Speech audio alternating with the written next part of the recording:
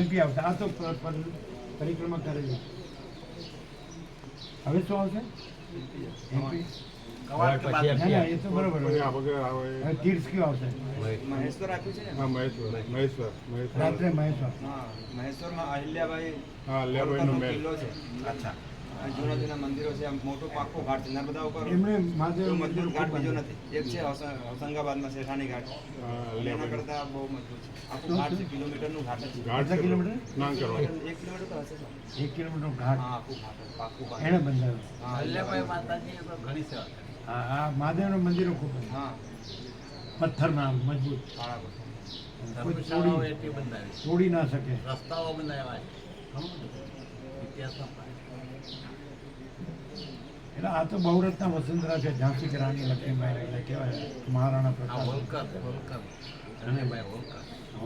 મહારાણા પ્રતાપ અને ચેન્નમ્મા અને બધા કેટલા થઈ ગયા. એ વખતે સ્ત્રીઓ હતી એ પુરુષો હતી, અને અત્યારના પુરુષો છે એ બાયલા છે.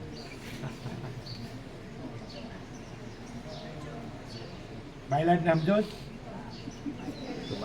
ડોસી કે ઉઠ એટલે ઉઠે, બેસ એટલે બેસે. જો, આખું જ થઈ ગયું.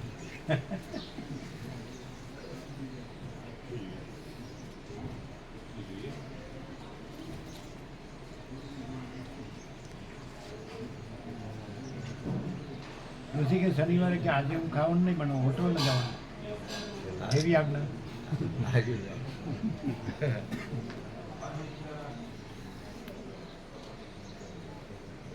એટલે પુરુષ જ ન હોય તો પુરુષોત્તમ તો ક્યાંથી થાય? એટલે પુરુષોત્તમ તો છે જ, પુરુષે નથી ને સ્ત્રીએ નથી. સદાશિવ કૈલાસમાં વસિષ્ઠને કીધું કે અતિ નિંદ્ય હોવા છતાં, સ્ત્રી પુરુષના દેહો અતિ નિંદ્ય હોવા છતાં ચૈતન્યને ન જાણવાથી ભોગમાં એકબીજાને પ્યારા લાગે. ભોગમાં એટલા ભોગ એટલે રોગ. સ્ત્રી પુરુષના દેહો અતિ નિંદ્ય હોવા છતાં, સદાશિવ કહે છે, આ સદાશિવનું ધામ નર્મદા ઉપર. સ્ત્રી પુરુષના દેહો અતિ નિંદ્ય હોવા છતાં ચૈતન્યને ન જાણવાથી ભોગમાં એકબીજાને પ્યારા લાગે. ચૈતન્ય જાણે તો ચૈતન્ય છે, પછી સ્ત્રી પુરુષ છે જ નહીં, દેહ છે જ નહીં. એટલે દેહનું જ પ્રતિપાદન કર્યા કરે. પછી ચૈતન્ય ચામડી દેખાય, ચૈતન્ય ન દેખાય, ચૈતન્ય દેખાય, ચામડી ન દેખાય.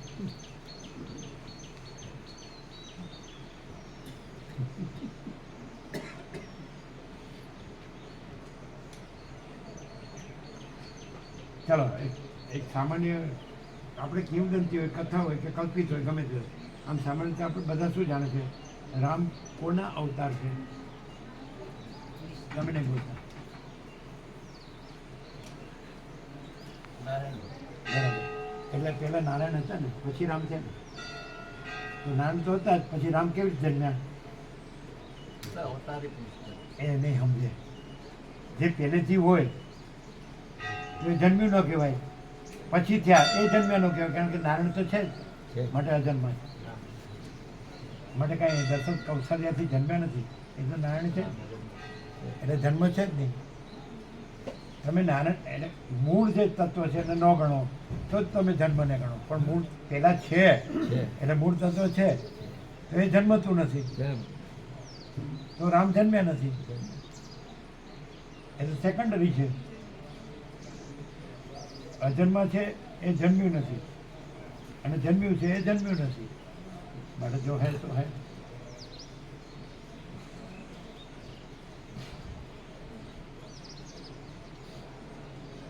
અચ્છા, ચાલો તમે તમારા જે માનતા હોય જેમાં એનાથી. એટલે આત્મા પહેલેથી જ છે, અનાદિથી સતત છે કે ક્યાંક જન્મ્યો છે? નથી. તત્વ જ છે, હે? ઓરિજિનલ તત્વ છે. તત્વ છે.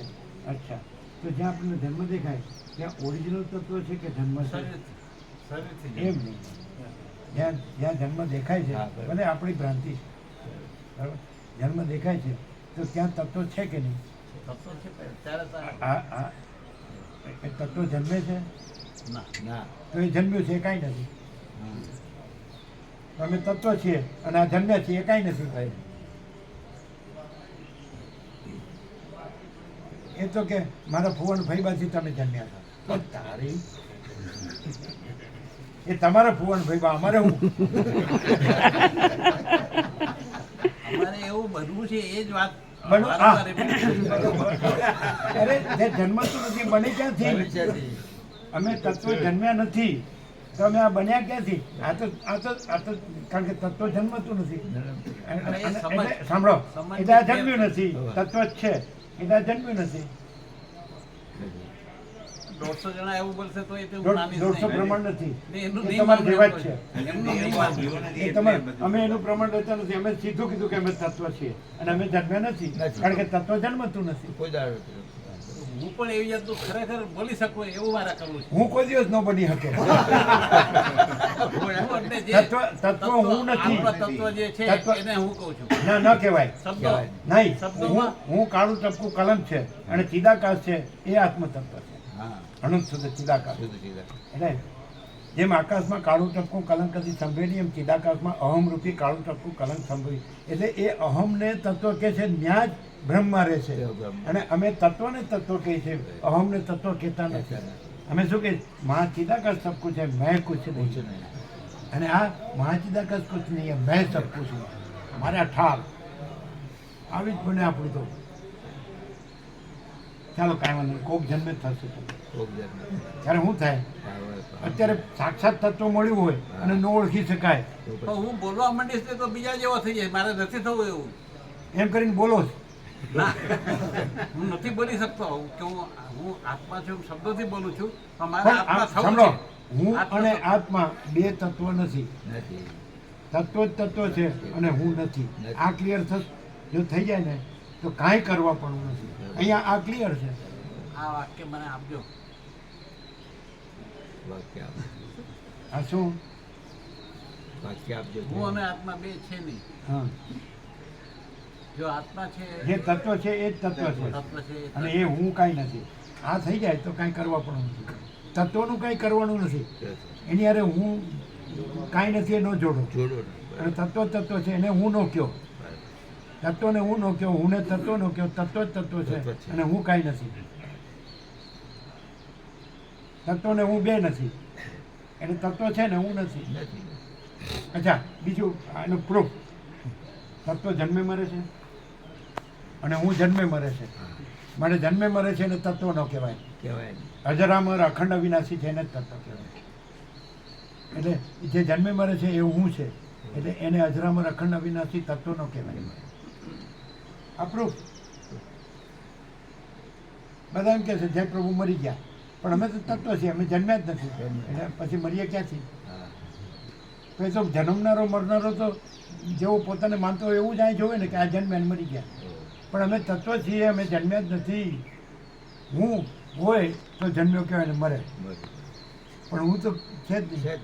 અને બીજું એનું પ્રૂફ પાછું, હું હોય તો એની બધી જંજાળ હોય. અહીં કોઈ જંજાળ નથી માટે હું નથી. હું નથીનું પ્રૂફ. હું હોય અમે બધાની 5-5 પેઢી જોઈએ. બસ એ બધી ચિંતાઓ કરીને મરી જાય.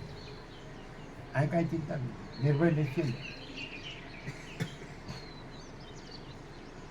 અહીંયા રોકડિયા હનુમાને નહીં, રોકડિયા રામે નહીં, રોકડિયા વશિષ્ઠે નહીં. જો હનુમાનજીની ઉપર રામ, હનુમાનજીની ઉપર રામ, રામની ઉપર વશિષ્ઠ, વશિષ્ઠ ઉપર સદાશિવ અને સદાશિવ ઉપર ચિદાકાશ. અમે ચિદાકાશ છીએ. હનુમાનજીમાંય નહીં, રામમાંય નહીં, વશિષ્ઠમાંય નહીં, સદાશિવમાંય નહીં. અમે પોતે જ મહાચિદાકાશ સ્વયં પ્રકાશ સંપૂર્ણ પ્રકાશ છીએ. પણ તમે કહો આ તમે બોલો છો એ તો આપણી પાસે જે માઇક હોય, પછી પેલા સાઉન્ડ બોક્સ શું કહેવાય, સ્પીકર હોય, પછી એમ્પ્લીફાયર હોય, પછી ઇલેક્ટ્રિસિટી હોય, તો એ ક્યાં બોલે છે? આપણે બોલતા હોય તો માઉથપીસ નથી બોલતું, સમજાય કે નહીં? સ્પીકર નથી બોલતું, એમ્પ્લીફાયર નથી બોલતું, ઇલેક્ટ્રિસિટી નથી બોલતું, પછી હોટ નથી બોલતા, સ્વરપેટી નથી બોલતી, મન નથી બોલતું, જીવ નથી બોલતો, સાક્ષી નથી બોલતો. સ્વયં મહાચિદાકાશ આખો એકલો પ્રકાશ. પણ તમે દેહ જુઓ તો એમ લાગે દેહ બોલે છે. પણ અવાજની અંદર દેહનું કાંઈ ન આવે એ પણ મહાચિદાકાશનો પ્રૂફ. અને મહાચિદાકાશની અંદર મહાચિદાકાશ પરમ આનંદ પરમ શાંતિ જ આવે એ મહાચિદાકાશ બોલે છે એનું પ્રૂફ. જેમ કે ગીતામાં વ્યાસે લખ્યું કે શ્રી ભગવાન હુઆ છે, તો અહીંયા શ્રી મહાચિદાકાશ હુઆ છે.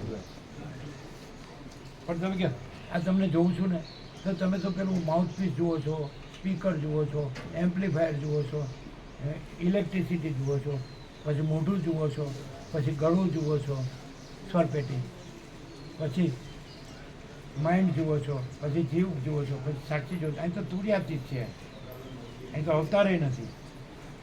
અવતાર એપિયરન્સ છે, તત્વ એપિયરન્સ નથી. અવતાર એપિયરન્સ એટલે ભાસવું, અવ એટલે નીચે અને ધ્રુવ એટલે આવવું, એટલે સ્ફુરણમાં આવવું. મહાસાગરનું જળ હાલે તુલે એને સ્ફુરણ કહેવાય. પછી તરંગ દેખાય એને સ્ફુરણ કહેવાય. પછી નામરૂપ ઉત્પત્તિ સ્થિતિ કઈ દેખાય એને સ્ફુરણ કહેવાય. પણ મહાસાગરના જળમાં એ કાંઈ છે જ નહીં. આ સીધો મહાસાગર એ મહાસાગર, મહાચિદાકાશ એ મહાચિદાકાશ. પણ એ કેવી રીતે જોવું પડે કે એમાં મહાચિદાકાશ જ છે તો પરમ આનંદ પરમ શાંતિ જ છે, પરમ પ્રકાશ પરમ આનંદ પરમ શાંતિ જ છે, અને બીજું કંઈ આવતું નથી તો એ મહાચિદાકાશ. જો બીજું કંઈ અને મહાચિદાકાશનો ન બોલે અને બીજું કાંઈ ન આવતું હોય તો એ મહાચિદાકાશ. અને મહાચિદાકાશનો ગમે એટલું બોલે આત્મા પરમાત્મા બ્રહ્મ પરબ્રહ્મ સમજાય છે ગમે એટલું, પણ એનું એમ બધું આવતું હોય તો એ મહાચિદાકાશ નથી. મહાચિદાકાશનો બધા શબ્દો શાસ્ત્રો ગુરુ બધું જાણતો હોય પણ મહાચિદાકાશમાં ન હોય એવું આવતું હોય તો એ મહાચિદાકાશ નહીં. અને મહાચિદાકાશમાં મહાચિદાકાશ ન બોલતો હોય અને મહાચિદાકાશમાં ન હોય એવું કાંઈ ન આવતું હોય તો એ મહાચિદાકાશ. મહાચિદાકાશમાં કાંઈ ન હોય, જે ન હોય એ કાંઈ ન આવતું હોય અને મહાચિદાકાશ ન બોલે તો એ મહાચિદાકાશ. हम मात्र बोले तो ही महाचिदाकाश नहीं है, हम न बोले तो भी महाचिदाकाश.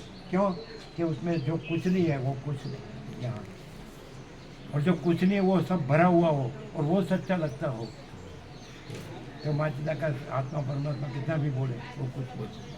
कैसा है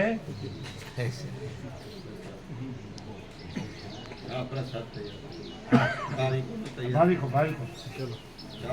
आज छूट्या પધારો. આગળ તો ટોપેસ્ટ પ્રભુ આગળ તો ટોપેસ્ટ છે અત્યાર સુધીનો જે તત્વ એ શબ્દોમાં વર્ણન ના કરી શકાય. હવે કુલુ મનાલી ફરવા જવાના બૈરા છોકરાને લઈને પ્રભુને લઈ જવાના. બૈરા છોકરાને એનું બુક કરાવી દીધી.